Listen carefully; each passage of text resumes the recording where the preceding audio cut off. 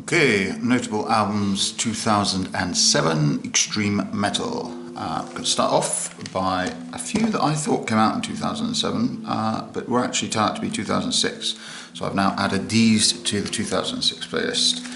Enthrallment, Smash Brain Collection, Drawn and Quartered, Hail Infernal Darkness, Kraken, The Moroccan's Call, Rebel Meets Rebel, Cocked and Loaded by the Revolting Cooks, and Sect, a true narcotic black metal. So they should have all been in 2006. Whoopsie daisy. Anyway, on to 2007. We'll start off with a bit of Erowid. It's like a little EP type thing. I think it's a one-man project from Scotland. Haven't listened to this in a long time. I seem to remember there being something about bees in the intro. To check that out directly. Okay, next up to the long-running Finnish legends, Impaled Nazarene Manifest. This has some really good sort of catchy punk ones on there as well, and yeah, really solid, decent album, that one. Very enjoyable. Next up with Total Fucking Destruction, and their album Zen and the Art of Total Fucking Destruction. This is Rich Hoke, I think, who's the drummer of Brutal Truth, went on to do this after Brutal Truth were on hiatus sort of thing, and it's same sort of vein as Brutal Truth, good old like crazy grind. Next up, Sarpanatum, Despoilment of Origin, really decent, brutal, I don't know if they call them brutal death metal, but you know, pretty intense death metal from the UK. Yeah, really cool album, this one. Again, I haven't listened to this for a while. I have listened to the second album, the Blessed Are My Brothers, or Blessed Be My Brothers, which is a really decent one as well. But yeah, Sarpanatum from the UK. If you haven't heard of them, check them out, they're worth it. And next up, I believe these are Polish guys, Visania, Destructive Collusions. I'm pretty sure it's Matey from Behemoth, something to do with these. This one is sort of like a carnival, deathy sort of stuff, with loads of keyboards and theatrical stuff going on. Cool album. Not starting ages either. The Red Chord. I'm not mad on these guys, but I do really like this album for some reason. Pray for Eyes. I should probably give some of their other stuff a bit more. I think the one after this, Through the Teeth of the Machine, I quite like that one as well.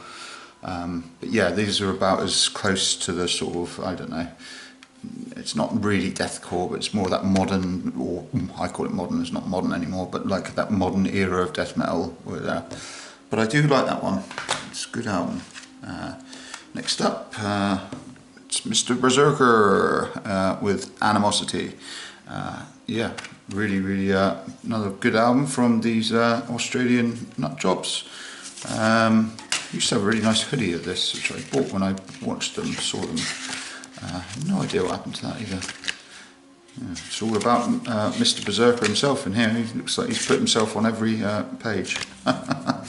There is a band to go with him as well. Yeah, so not sure what the deal with that is, whether he's did all the music on this release or not, I don't know. Oh, there's a live show here as well, which I probably haven't listened to in a long time. But yeah, decent album. Okay, Akakoki, Antichrist, probably their weakest release, maybe, or actually probably the Renaissance one, just because of the vocals. Although it did grow on me after a while. But anyway, talking about this album, I still think it's a decent album. I think it's like maybe a 7 or something like that. Yeah, it's a good album, but just not quite as on the point as some of their other releases, for which they set the bar very high indeed. Then we're going on for this band, which I think have only got this release to their name. The band is called Tholos, and Constant is the name of the album. I think when I look at these guys, I think they might be from Canada or somewhere. But they only put this out in 2007, and it's quite sort of progressive death metal type stuff, tech death. But yeah, definitely on the progressive side of things. But yeah, decent album. Cephalic Carnage, Xenosapien. Endless Cycle of Violence is such a good song. There's an awesome video to it as well. It's a really cool CD actually, like that. It's a nice thick CD as well. Good quality on Relapse. Cool artwork as well. Yeah, really cool album, really decent band. Next up, Mithras, Behind the Shadows, Lie Madness. Really cool band from the UK again, which I always think are really underrated. Should be of way more recognition, although they are getting more as time goes on, which is good. But yeah, really decent death metal with cosmic themes, I suppose. Yeah, really good album. Check it out. And then we get on to a band which they started off as an instrumental band. They did have some more like softer vocals added later on. I'm not sure what they're doing these days, but anyway, their earlier stuff I'm really into, so I should check out their later stuff. And that's Latitudes. I think they're from London. Just really cool, sort of, I don't know what to call it really, just like music, heavy music, but done with like groove and just really good songs. Basically, really decent album. This Bleak Epiphanies in slow motion, and they would only go on to get better and better as well. So yeah, Latitudes, good band, great band. Pantheon Eye, The Wonder in His Shadow. So these guys are like your typical Norwegian black metal, but they have a cellist, I think that's the right word for someone who plays a cello, in the lineup, which really adds another dynamic, a much greater dynamic to their music, I would say, than is the normal Norwegian fare. But yeah, really good band, great band. I've seen them live. Yeah, just really cool band. Pretty sure they're not going these days, but they are an awesome band. Hopefully they'll reunite one day. Okay, so 6 Feet Under, Commandment, Doomsday is on this song.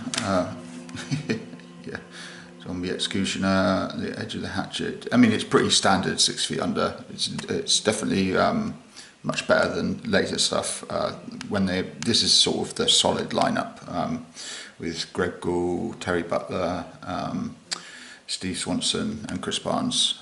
So for me, that's like the main lineup of 6 Feet Under. Yeah, I don't know, maybe a 7 or an 8. Yeah, no, I think an 8's going a bit too far. 7.5, I'd give that one. It's decent. Yeah.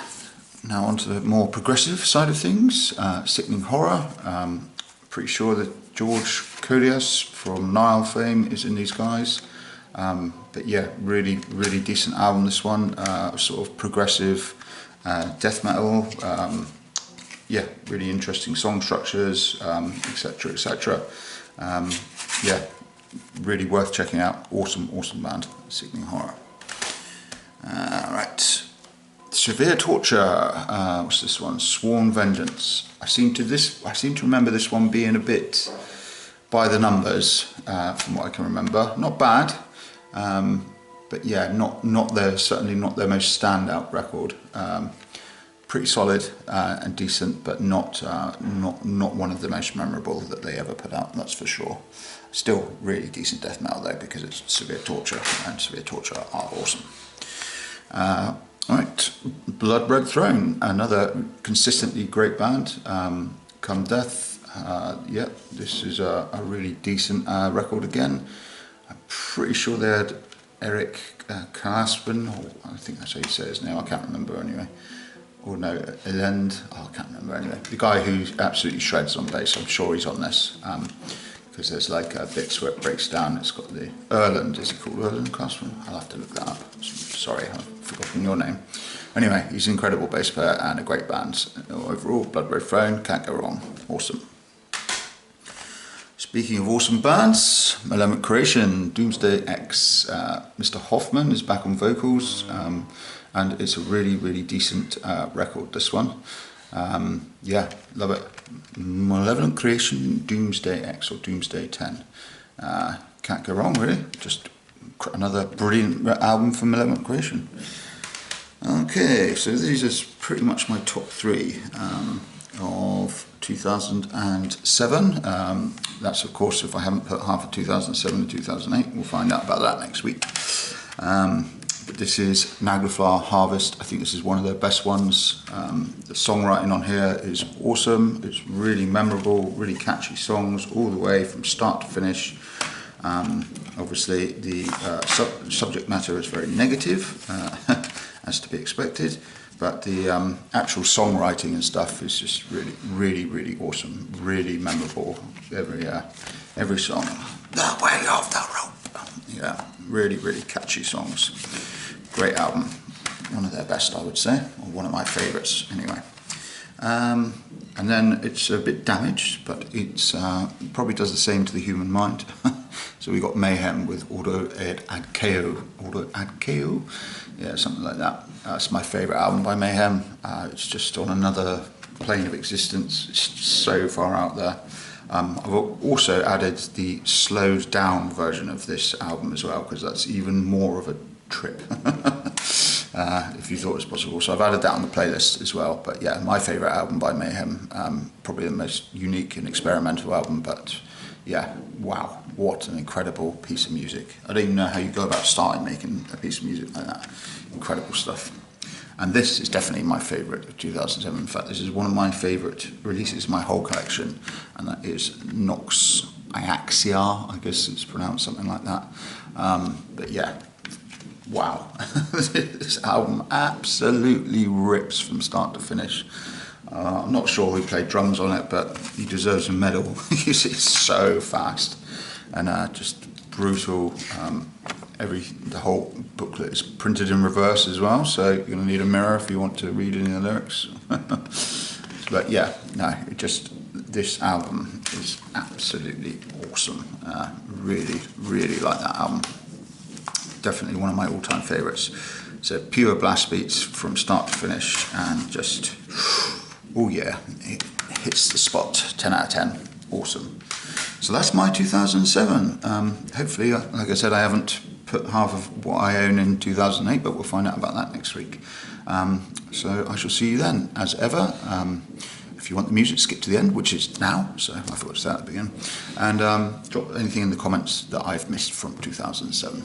Okay, cheers. See you next week.